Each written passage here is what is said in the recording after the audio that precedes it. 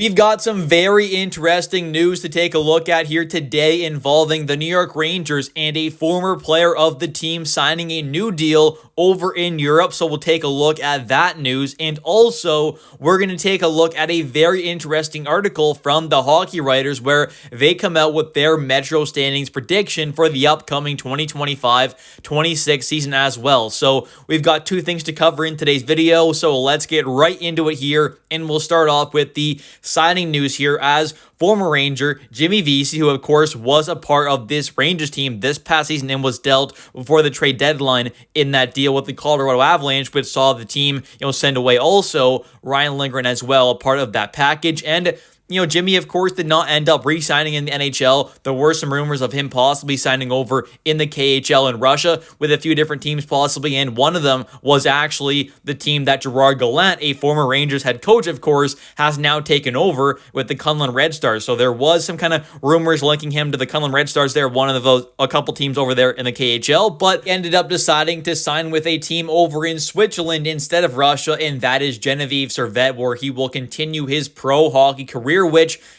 good for him. Obviously, he's had a pretty good career, a long one so far in the NHL, but now he's going to make the move over to Europe.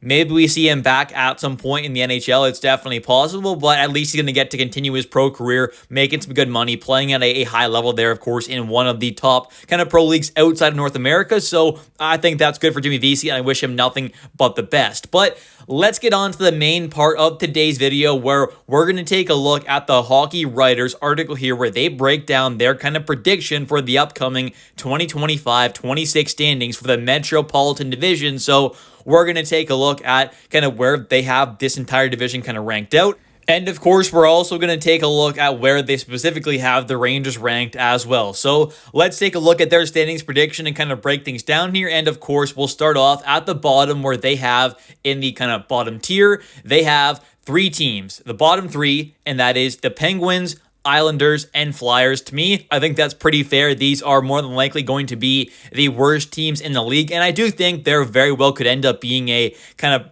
decent little gap there between the kind of top five in the division and then these kind of bottom three teams here being the Penguins, Islanders, and Flyers.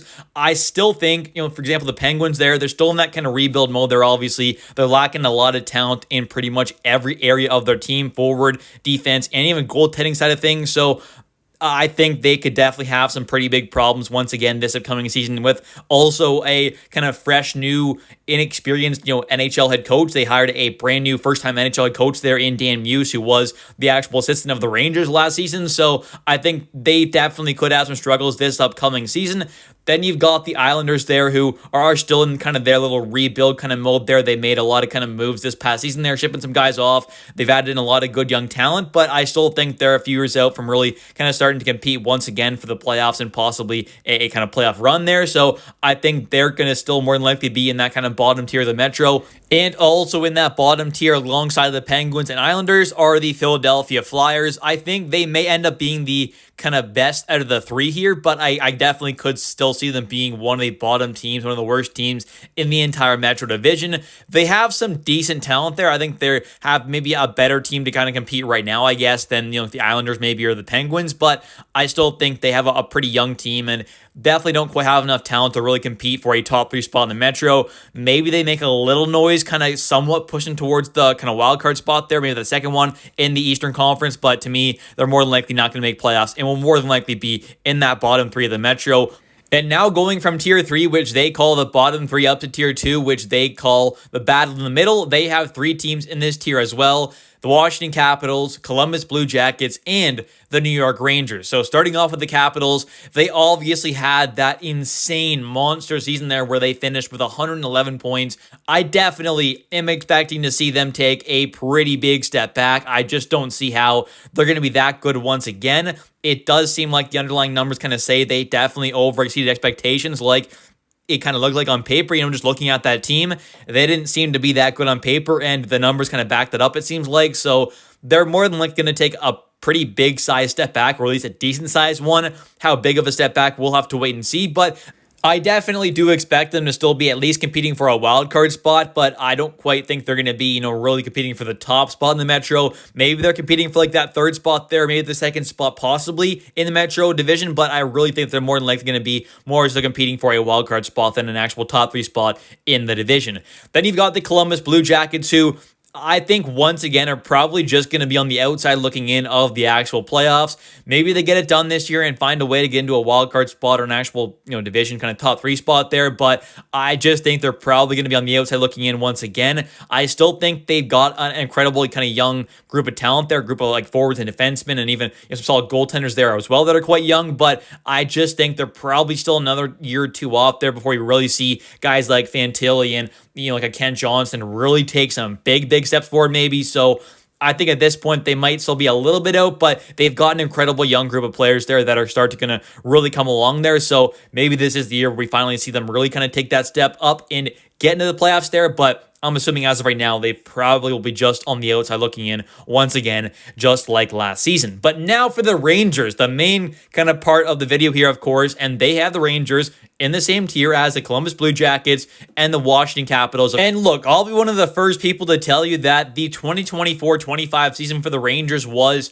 absolutely disastrous. It was terrible, but I think with that being said, and with how bad it was, and with how many awful things happened on and off the ice there, and with how many players kind of regressed and stuff like that, and now with this new coaching staff coming in, and with all these new moves this team has made there to upgrade this team. And, we didn't have a guy like Will Borgen and JT Miller, for example, at the start of last season, right? We had them kind of mid-season there once they kind of got traded for. So I think with a full offseason now of having these upgrades, having these new players in like a Gavrikov, a JT Miller, a Will Borgen, having a Mike Sullivan come in now with his new kind of crew and stuff like that, I just don't see why this team isn't going to be right back on track to being a playoff caliber team.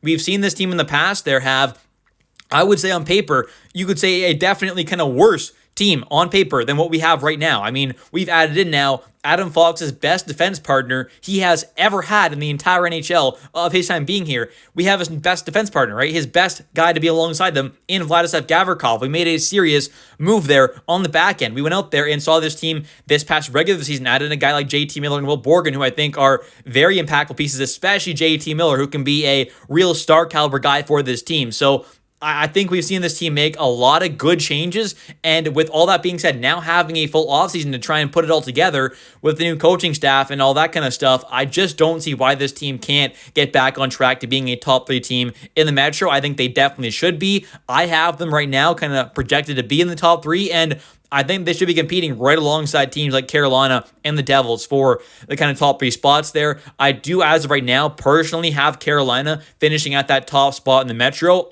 in the regular season, but I do think the Rangers and Devils should be right in the mix there for that kind of second and third spot. And, other teams like the Capitals and Blue Jackets I don't think are crazy far behind, but I just kind of have that as my top 3 there, being like the Canes top and the Rangers kind of battling with the Devils for second and third. And then for that kind of, fourth and fifth spot, I guess, is the Capitals and Blue Jackets. That's what kind of I have there. I think it's going to be some good competition there. Maybe we do see the Capitals, once again, really compete and kind of finish in the top 3 there possibly. Maybe the Blue Jackets take that big step up as well. So, it could be a pretty crazy race there if, we don't see a team like, Carolina or the Devils, the Rangers, or a couple of those teams that don't really kind of take a big step ahead of some other guys. We could see like a 3, 4, 5 team kind of race there for these top 3 spots in the Metro. It definitely could be a pretty fun, entertaining race. So I think it should be a really entertaining season there. I think there's not really one team in this division that is crazy better on paper than others. I mean, I think, like I said, I would have Carolina at the top, but I think at the end of the day, there's not kind of one super kind of team in this division there. So I think the kind of top 5 especially is somewhat close. So I think it should be a really great race there for the top 3 in the Metro. But anyways, thank you all so much for watching today's video. If you have enjoyed, definitely don't forget to click that like and subscribe button for daily New York Rangers content, as I do post every single day a video about the New York Rangers at 10 a.m. Eastern Time. And also, definitely don't forget to comment down below your thoughts on today's video. What are your thoughts on Jimmy Vesey signing over in Switzerland with Genevieve Servette? And also, let me know your thoughts on the hockey writers' kind of 3 tiers here of the Metropolitan Division for this upcoming season. I'll remind you kind of quickly here, they got in Tier 3, the Penguins, Islanders, Flyers. In Tier 2, the Capitals, Blue Jackets, Rangers, and in tier 1, the top tier, the Canes and Devils. So let me know your thoughts on these kind of predictions here in the comment section down below. I'll catch you next one, and let's go Rangers.